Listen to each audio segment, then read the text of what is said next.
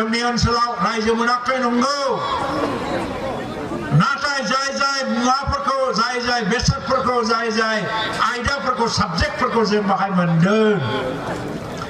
बेफोरखौ गासिखौबो मावफुंजोबनानै लायोबा गाबोन आलादा रायजो थानाय माखासे रायजोफ्राबो जातिफ्राबो बुंगोन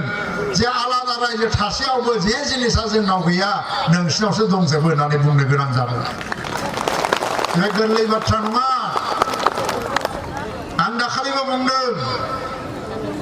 मोनसे हारि मोनसे समाजा समजों खारफानो रोंनांगौनो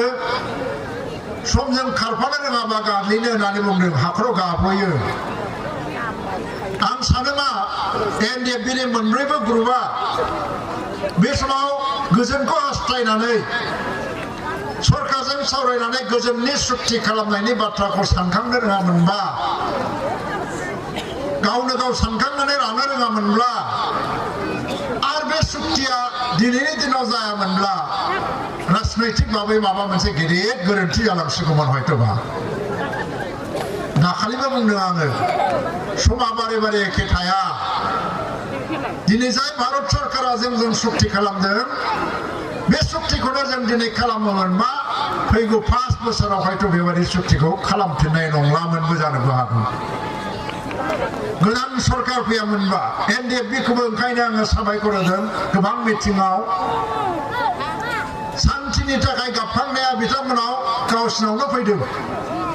बिथांमोना शान्ति लुबैदों बे शान्तिखौ बिथांमोना गावसोरनो लुबैयामोनबा रावबो लाबोनो हानाय नङामोन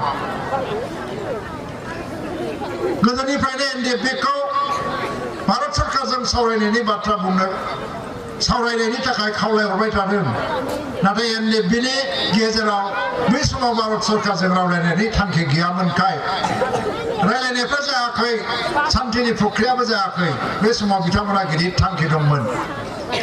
बिएलटि सुक्ति जादोंमोन 2003 सनाव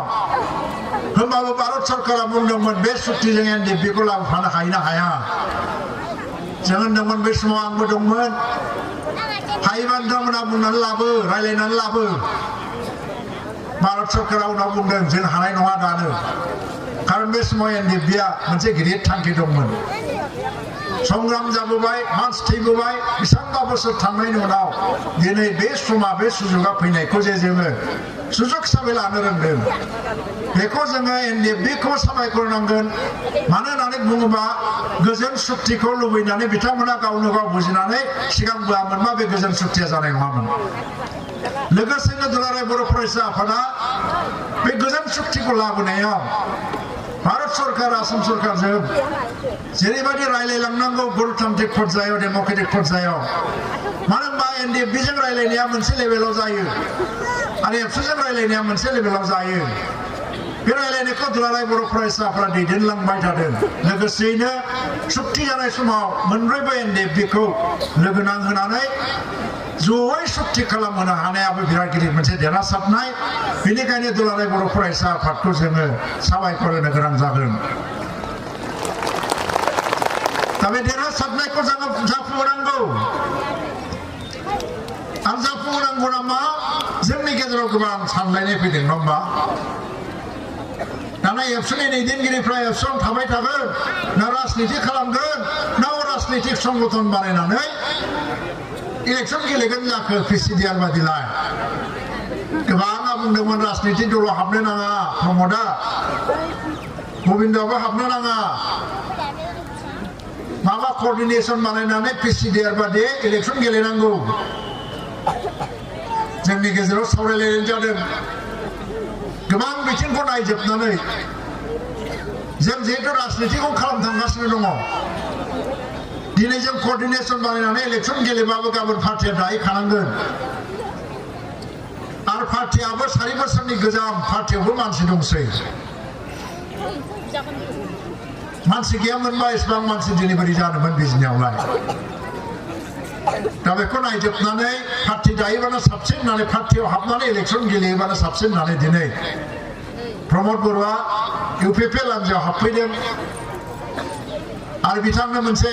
गिदिर बिबानबो जों होनाय जाबाय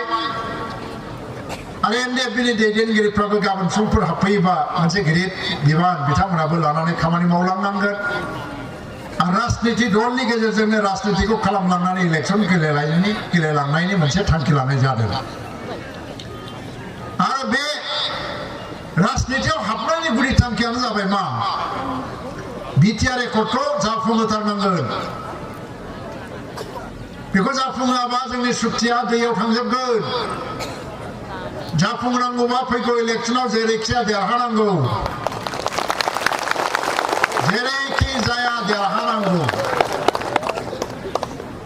आरो एबाराव 50-50 60-40 30-70 भट राननायनि खोथा गैया एबाराव बर' रायजो राजाफ्रा 100% बिटिआर सुक्तिनि थाखायनो भट होनांगौ गुबुनफ्राबो होगोन होमबासो जोंनि गभर्नमेन्ट दागोन गभर्नमेन्ट दायोबा सानजा गफुरसिम सिमा बारायहैगोन जिल्ला बारायगोन मोनब्रैनि जायगायाव 6टा जिल्ला जानो हागौ 40टा समष्टिनि गेजेराव 60टा समष्टि जानो हागौ अब्लासो जोंनि बिटिआर सुक्तिया जाफुंगोन मोनबा इउनिभार्सिटि गायसननांगौनि बाथ्रा फैदों नाम सोलायनांगौनि बाथ्रा फैदों 1500 कोटी टाका फैगोननो दिल्लीनिफ्राय फाइनान्सियेल पेकेज बेखौ डेभेलपमेन्टनि थाखाय खामानि मावनांगौ बै गोदान गभर्नमेन्टआ गोबाङा 1500 कोटी टाकानि लबावनो सालाय सोलास्लिबगासिनो दङ लबखौ सामलायनो हायैनि दाखालि बबेबा मोनसे मिटिङाव नोंथांमोनाबो खोनादों 1500 कोटीखौनो बुंस्लाबलायनो हायाखै आरो आंथ' खावलायदोंसो जयै मावनोबालाय मा बयबो ओंखारबोदो हगारना होदो गोदो 1983 सनाव हितेश्वर शइकिया कंग्रेस गभर्नमेन्ट दादोंमोन इलेक्सननि गेजेरजों 85 सनाव 2 बोसोरनि उनाव आसाम सुक्ति जादों राजीव गान्धीया बुंना होबाय गभर्नमेन्टआ सिफायनांगौ सुक्ति खालामग्राफोरखौ गभर्नमेन्ट दानो होनांगौ हितेश्वर शइकिया थेब सिफायनानै एजिपिखौ गभर्नमेन्ट दानो होदों दे एकर्डआवबो लिरखादोंमोन बिसना गभर्नमेन्टखौ सिफायनांगौ दानो जोंनिया लिराखसै खारन गभर्नमेन्टआ 1.5 मासल'खासै लिरनांगौ गैलिया गभर्नमेन्टखौबो सिफायनाङा 1.5 मासखौ थाबावदो 1.5 मासथ' गैबावलाबो 1 मासल'सै खिन्थु बे नेक्स्ट इलेक्सनाव गावखौनो गाव उदारबादि दिन्थिनानै महान जानानै बिथांमोना दे एबार मोनसे सुक्ति खालामबाय जेला सुक्ति खालामग्रा आफादफोरनो खनसे सालायनो होदिनि गावसोरनि सुक्तिखौ गावसोरनो माने जाफुंथोंसै होननानै हगारनानै होनो हायोबा जोंनि हारि समाजा बिथांमोनखौनो दाबो बिबार मालाजों बावगोन नङा होमबा मान होगोन नङा होमबा आं बेखौनो खावलायबोबाय थादोंसो